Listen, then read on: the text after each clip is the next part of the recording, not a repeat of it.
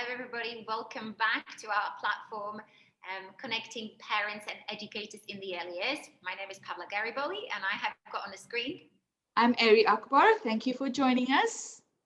Absolutely. Yes, thank you. So today we are going to be talking about assessment in the early years.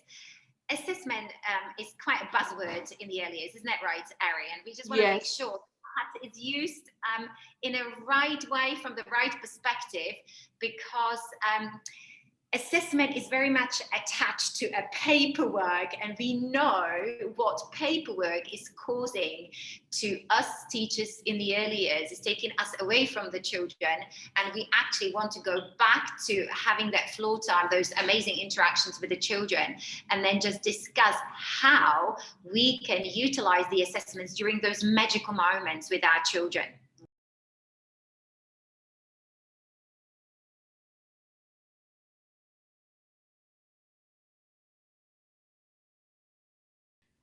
So we talk about the progress of the child, and you were talking about the baselines. What's the child's starting point? So please elaborate on that. Yes, indeed. So I think this is very important to consider, because, of course, our mindset is now shifting from the idea that the children should be ready for school. But, you know, if we are taking it from the context of inclusion, the school should really be ready for the child, because that's the idea of inclusion. We are all different. We are all unique, very diverse. We all have got different set skills, and therefore we are ready for the child to join us. Of course, the age factor, cannot be negotiated most of the time. But I think it's very important to consider it that children do have their own starting point, and therefore their learning journey starts from that point onwards. And then, the assessment that we conduct or perform on children should be very organic, okay, and should be really kind of happen very naturally, where we having an interaction, we having a play with the children, and then we assess where the child is at in terms of their communication, where they are at in terms of their social and emotional skills. And of course, that doesn't happen in a day, doesn't it? Mm-hmm. But we need to kind of like let everybody know that the assessments do not just happen at certain part of the day. We assess, early years educators assess the child the moment they pretty much walk into their classroom, don't they? So I think this is very important to consider. And of course, based on that notion, where is the starting point of the child, we start our early intervention, or should we say our teaching, okay?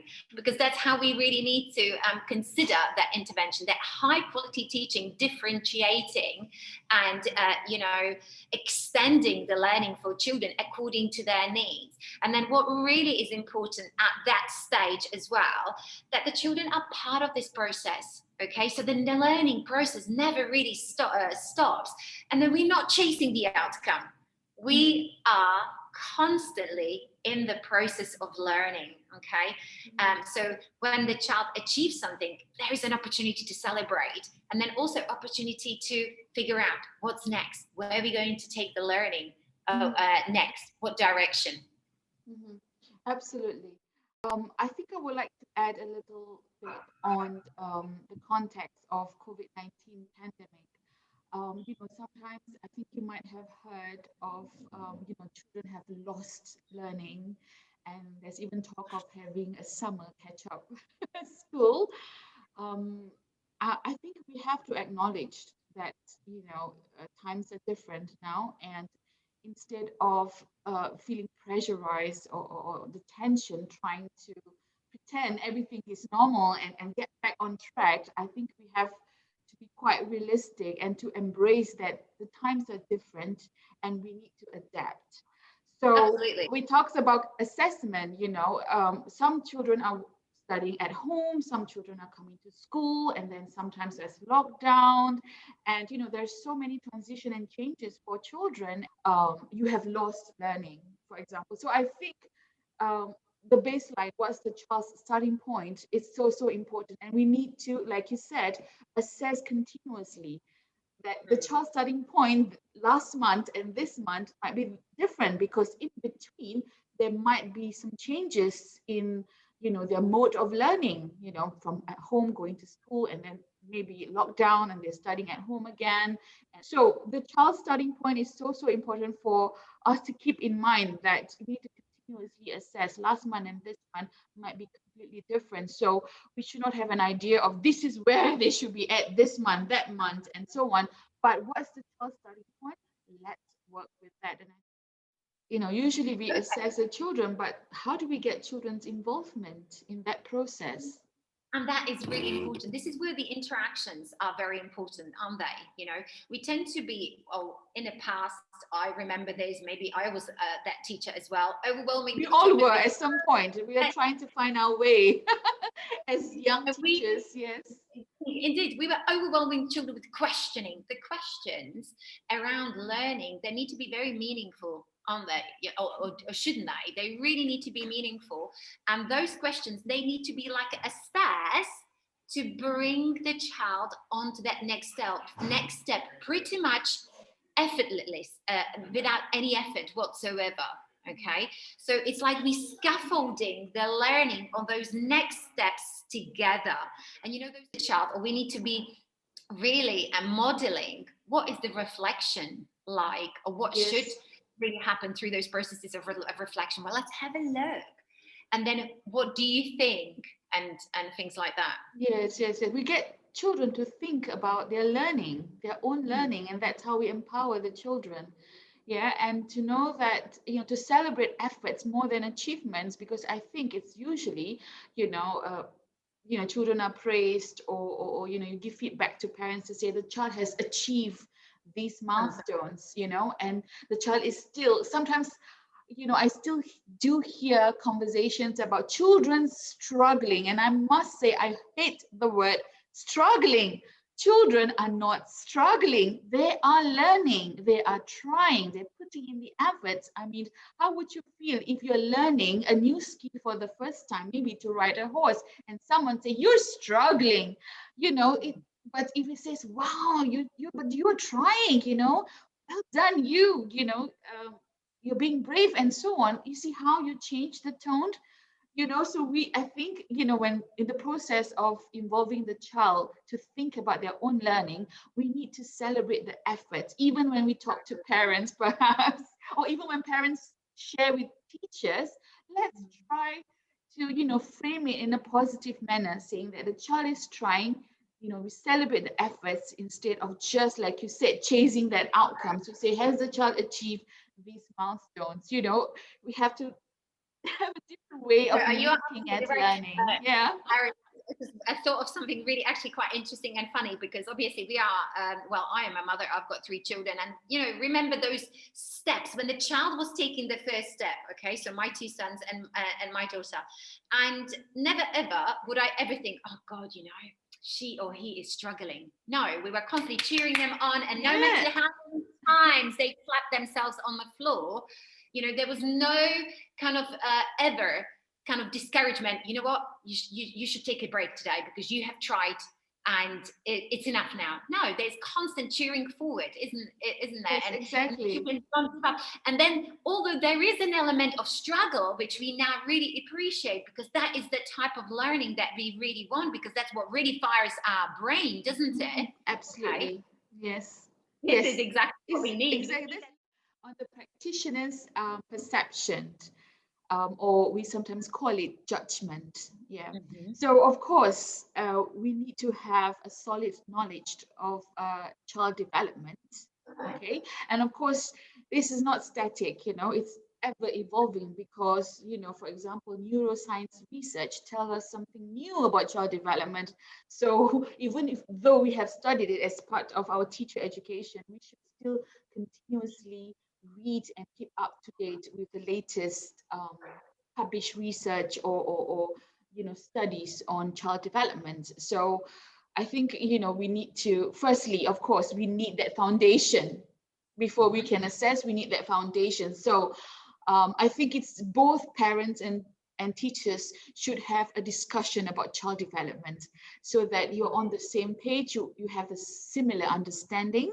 Yeah, and you can support one another, and of course you support the children. So this is one part of it. Okay, the other part of it is every child is unique. We know that they develop at their own pace. No two children are alike, not even twins.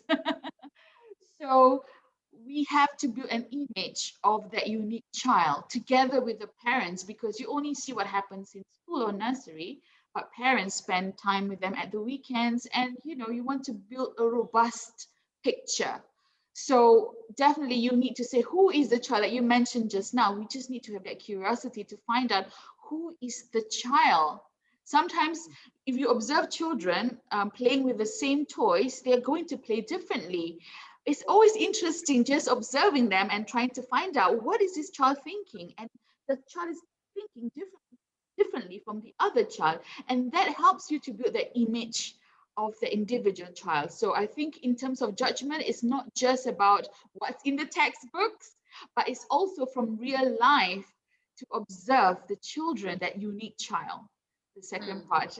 And then, of course, when you're observing and assessing, sometimes assessing is in action, not after the action. I know that sometimes we observe something and then afterwards we record it down. Yes, it's good to record down. Some kind of records help us to recall, help us to have conversations about it. But it's also important to assess in action at that point. What is the child trying to achieve? Yeah. What kind of support does the child need? You don't have to wait the next day to give him the support.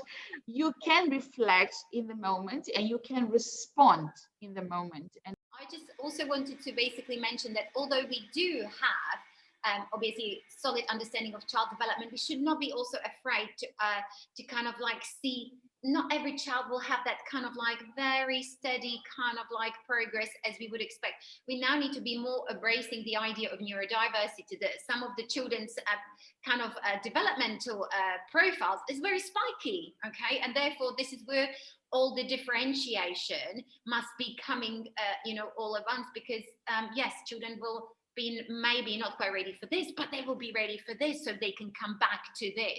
So that spiky profile really needs to be embraced, because as you said, we assess in the action as it happens, and those next steps do happen.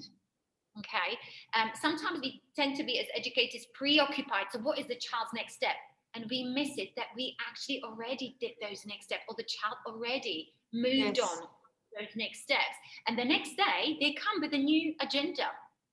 Okay, so there's exactly. no need for us to revisit what we think are the next steps, not at all.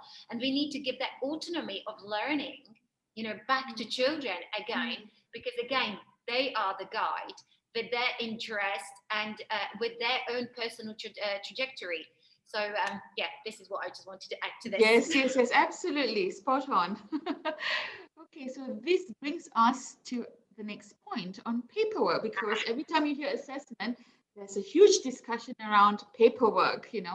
What do we need to, I know, tear your hair out, tear your hijab out. We tend to be a little bit obsessed with the amount of data. Okay, and this is where Yes. our starting point needs to be, where we really assess, so what is it exactly we need in order for us to track the children's progress effectively? And then we realize that a lot of data are just not necessary. They are not necessary at all. Okay, so I am obviously a huge advocate of planning in the moment, where you really emphasize to be with the children in the moment, really listen with those wide open ears and eyes and open mind. And then you really see what's happening out there, how it all unfolds in front of you. You have your cutting down on unnecessary paperwork. I think this is the struggle pretty much everywhere in a setting. What is important to record and what's not important to record, okay? And I think what also underpins this third point that we would like to discuss is the understanding of the quality of those observations. Okay? I think, Ari, you had also an example of maybe something that... Yes, I do. I think we can address the revised British curriculum for the early years, because a lot of our viewers here are practicing in the UAE and probably practicing in British curriculum schools or nurseries. So as you know, the new revised EYFS will kick off in September 2021. And I think just looking through the guidance and listening to conversations on forums, you know, there's more emphasis on teachers' judgment as opposed to paperwork. So sometimes paperwork is like you need to prove that you know what you know, but now they're saying move away from paperwork and trust the teacher's judgment. Now, I find that whenever I talk to pre-service teachers, student teachers, you know, I just sit them down and say, can you tell me about that child or that child or that child? You know what? Because the teacher has spent so much time with the child, you know, the teachers can tell you what that child likes, you know, what that child doesn't like, and what the child is really good at and what the child is not so fond of, for example. You know. And also one thing I must emphasize at the end when teachers are reflecting, of course, in assessment, there's lots and lots of reflections to do, is basically to think about what's the child's starting point. I think that's much more helpful on a daily basis. You know, what is the child's starting point today? How can I support him further? That should be the only concern of every teacher every day, you know? Yeah, exactly. So I think that's also being put in the revised EYFS, that what's the child's starting point, and you adapt the curriculum to the child's starting point. So not the other way around. We used to look at it the other way around. So now it's all about what's the child's starting point. Like you said, the school needs to be ready for the child. We adapt the curriculum to the child's starting point. Yeah, you're absolutely right. And again, you know, we mustn't forget parents in this kind of, you know, continuum of assessment, because again, you know, partnership with parents really sets the child for the success in the future. So therefore, having those really meaningful conversations that we have spoken about in the past, and of course, we haven't got time to repeat, are so necessary. And sharing, you know, that knowledge of the child constantly, what's happening at home and what's happening in a school, and, you know, how we can support each other. So we really do become that organic community that would enhance and really support and underpin the learning. Then we've got nothing to worry about, have we, Ari? Exactly. Yes, exactly. Actually, learning should be natural. It should be a positive experience. It should not be stressful, you know. So yeah, that's what we hope for, you know, in future. Children do learn from stressed teachers, right? Exactly. Absolutely. Well said.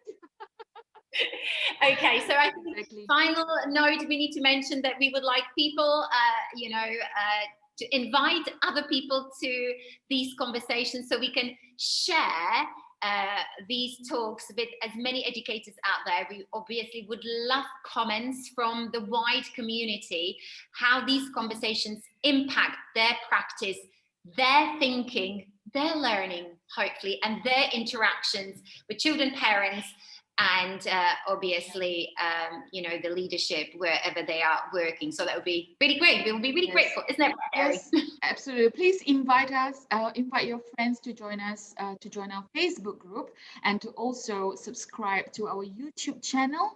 And of course, you know, you have different ways. You can leave us a comment, you can write to us, and just we would like to get more involvement from the whole community. So absolutely, we want the conversation happening, right? Yes, okay. Absolutely. Yes. Okay. Okay, so thank you for joining us, and we hope to see you again next time. So this is Eri Akbar and my partner, Pavla Gariboli. Till the next time. Yes. See you. Bye.